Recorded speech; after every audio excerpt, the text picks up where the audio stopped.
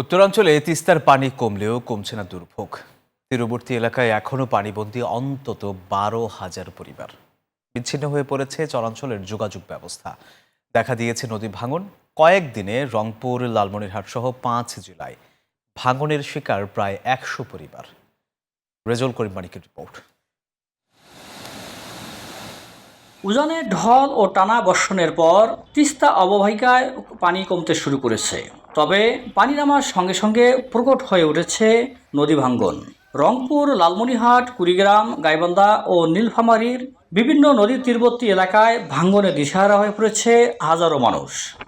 মজুব বিরাট কারবার, জিতে নাও ফ্যামিলি কার, sports bike ছাড়াও লক্ষ লক্ষ নিশ্চিত গিফট। স্থানীয়রা জানান, নদীগর্ভে বিলীন হচ্ছে বসতভিটা, আবাদি জমি, সড়ক। পানি কমলেও বিভিন্ন চরাঞ্চলে পানিবন্দী অন্তত 12,000 পরিবার। যোগাযোগ ব্যবস্থা পুরোপুরি স্বাভাবিক হয়নি। নদী ভাঙনের শিকার অন্তত 96টি পরিবার।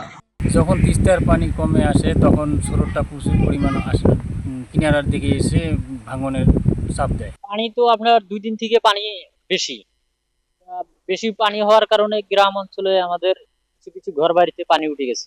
তিস্তা, ধরলা, দুধকুমার ও ব্রহ্মপুত্র নদীর তীরবর্তী এলাকাতেও ভাঙন চলছে। তিস্তা নদীর পানি বাড়ার কারণে আমাদের নদীর সাইডে যে লোকগুলো আছে এদের বাড়ি ঘরে পানি উঠে রাস্তাঘাট ক্ষতি হয় এবং ফসলের ক্ষতি হয়। যে বন্যা হওয়ার কারণে এখন বন্যা হারে যাওয়ার পরে আমার ক্ষয়ক্ষতি খুব হচ্ছে। লালমনিরহাটে ভাঙ্গন কবলিত এলাকা পরিদর্শন করেছেন দুর্যোগ ব্যবস্থাপনা ও ত্রাণ মন্ত্রী অধ্যক্ষ আসাদুল হাবিবুল। ক্ষতিগ্রস্ত পরিবারের মাঝে ত্রাণ বিতরণ করেন তিনি। আমাদের এই ধরলা নদী গত কয়েকদিন যাবৎ একটি ব্যাপক ভাঙনের শিকার হচ্ছে।